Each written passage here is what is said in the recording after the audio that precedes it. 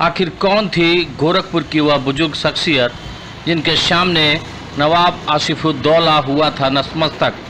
कहाँ है वह जगह जहां 12 मास 24 घंटे जलती रहती है धूनी? आइए जानते हैं यूपी न्यूज 18 पर पूरी कहानी। जी हाँ, देश में ऐसे तमाम धरोहरें हैं जिनकी पहचान पूरी दुनिया में है। ऐसे ही एक धरोहर गोरखपुर शहर में स्थापित है जिसे इमामबाड़ा के नाम से भी जाना जाता है। यहाँ रखे सोने और चांदी की आदमकद ताजियों की पहचान दुनिया भर में है। जानकारों के मुताबिक इस तरह का ताजिया पूरे देश में एकमात्र है। पूरे साल में मुहर्रम के दौरान सिर्फ 10 दिनों के लिए इन्हें बाहर निकाला जाता है और आम लोगों के लिए इसकी जियारत कराई जाती है। बाकी दिनों में यह बंद रहता है। सिर्फ कुछ चुनिंदा लोग ही वहां पहुंच सकते हैं। यहाँ 300 साल से बाबा रोशन अली शाह की जलाई गई धूनी आज भी जल रही है। इमामबाड़ा गंगा जमुना तहजीब की एक मिसाल भी पेश करता है। देश में इसकी पहचान सुन्नी संप्रदाय के सबसे बड़े इमामबाड़े के तौर पर है। बताया जाता है कि 18वीं शताब्दी के सूफी संत सैयद रोशन अली शाह 1707 में गोरखपुर आए थे। अवध में नवाब आसिफुद्दौला शिकार पर निकले थे। इस दौरान वह गोरखपुर के इसी स्थान पर पहुंचे जिसे आज इमामबाड़ा कहा जाता है। तब यह जगह एक बियाबान जंगल था। माना जाता है कि मशहूर एक वाक़ये के दौरान नवाब आसिफुद्दौला रोशन अली शाह जब इस स्थान पर पहुंचे तो उन्होंने देखा कि एक बुजुर्ग कड़कड़ाती ठंड में यहाँ बैठा है। सामने धूनी जल रही है। उन्हें तरस आया और उन्हें अपनी शाल उसे उड़ा दी। पर यह देख नवाब अचंभित हुआ कि उस शख्सियत ने वह शाल जलती धूनी में डाल दी। यह देख नवाब क्रोधित हो गए। ऐसा देख उस बुजुर्ग बाबा ने अपने चिमटे से जलती हुई धूनी में से कई शाल नवाब को दे दी। नवाब यह देखकर हैरत में पड़ गए। उसे एहसास हुआ कि यह शख्सियत कोई मामूली व्यक्ति नहीं।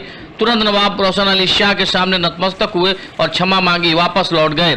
यह वाकया उन्होंने अपनी बेगम से बताया तो उनकी बेगम ने भी बाबा रोशन अली शाह से मिलने की ख्वाहिश जाहिर की। बाबा के लिए इस इमामबाड़े का निर्माण भी कराया और सोने चांदी से निर्मित ताजिए बनवाकर उन्हें भेंट किए। रोशन अली शाह की इच्छा के मुताबिक नवाब ने 6 एकड़ में भूभाग पर इमाम हुसैन की याद में मरकरी इमामबाड़े की तस्वीर पेश की। ताजिए को यहाँ भेजा गया था। नवाब की बेगम ने भी यहाँ चांदी के ताजिया भेंट किया था। इमामबाड़े की दीवारों पर सोने चांदी के ताजिए में मुगलियत वास्तुकला की रची बसी नजर आती है। ऐतिहासिक पृष्ठभूमि का एहसास कराती है। धरोहर के रूप में हजरत सैयद रोशन अली शाह का हुक्का, चिमटा, खड़ाऊ तथा बर्तन आज भी यहाँ मौजूद है, जिनको देखने के लिए दूर दराज से लोग आते हैं। साथ ही उसे उनके दांत भी यहाँ सुरक्षित रखे गए हैं। आइए जानते हैं पूरा मामला और पूरी कहानी यहाँ के ही एक ट्रस्ट के सदस्य द्वारा।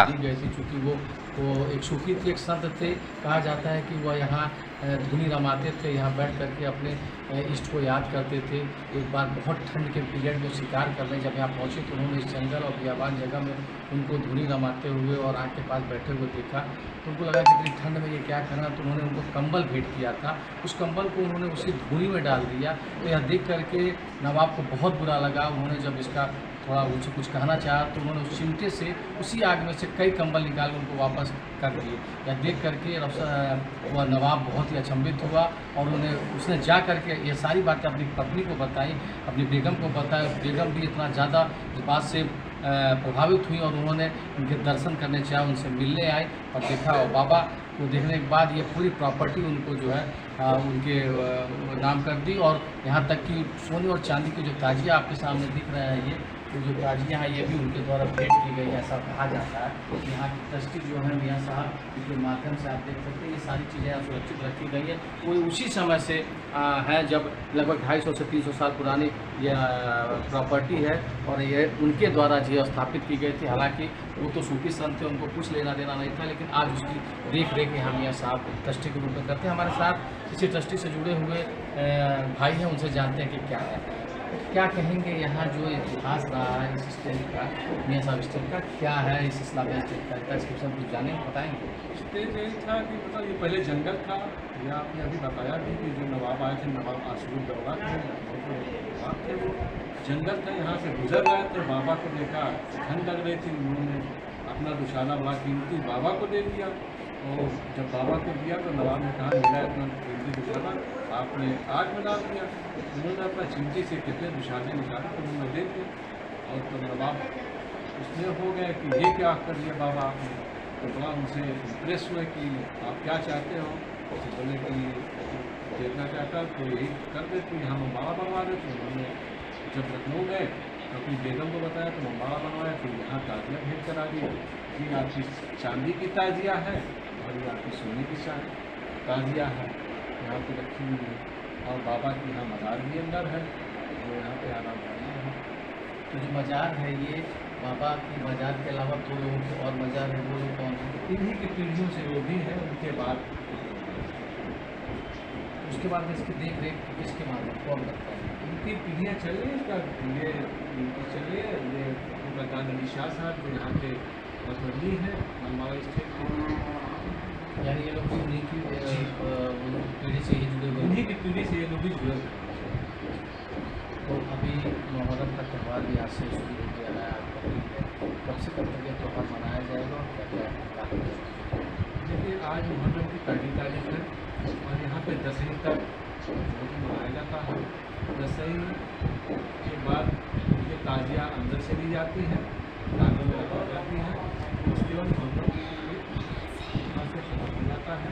आज पहली है, तीसरी से यहाँ से गश्त का जुलूस निकलेगा जो हमारे के अंदर रहता है। और उसके बाद पश्चिमी से बाहर जाते हैं, पश्चिमी को बाहर जाएंगे। फिर छठवीं और सतवीं को अंदर गश्त रहता है।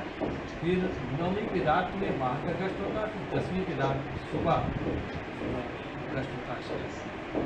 तो इन ताजियों को केवल इस मुहर्रम के दौरान ही बाहर निकाला जाता है, बाकी उसके बाद अंदर रख दिया जाता है। उसके बाद अंदर रख दिया जाता है। इसको साफ़ सुथराई करके अंदर रख दिया जाता है। फिर जब मुहर्रम आता है फिर साफ़ सुथराई करके बाहर निकाल दिया जाता है।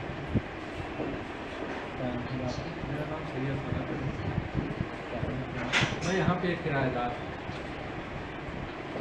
तो आपने देखा कि यहाँ के ही एक निवासी और यहाँ इस ट्रस्ट से जुड़े हुए एक सदस्य का साफ कहना है कि जो आप सोने और चांदी के ताजिए देख रहे हैं, इनको इस मुहर्रम के दौरान, क्योंकि मुहर्रम का त्यौहार आज से शुरू हो गया है, आज पहली है और 9 तारीख को दसवीं है, इस बीच जो है यहाँ 2-3 बार जुलूस भी बाहर निकाला जाएगा।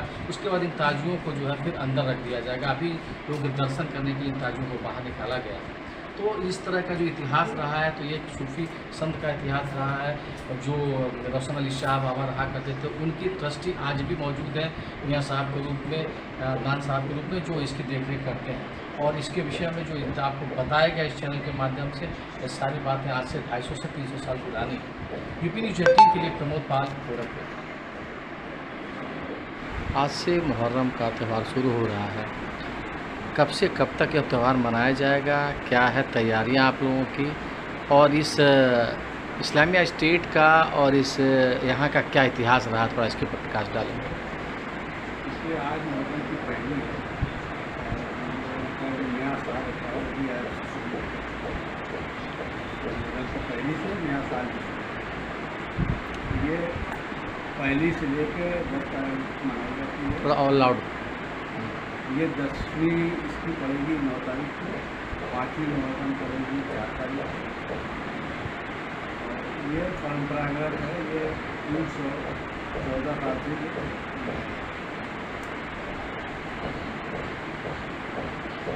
यहाँ पर सोने चांदी की ताजिया है, उसके बारे में हमारे इतिहास सोने चांदी की ताजिया जो है राजा आसिफ दौला उनकी बेगम द्वारा भेंट की गई है, जो उसको 10 दिन के लिए निकाला जाता है। मुहर्रम में खाली 10 दिन निकलती है, पहली से 10 दिन।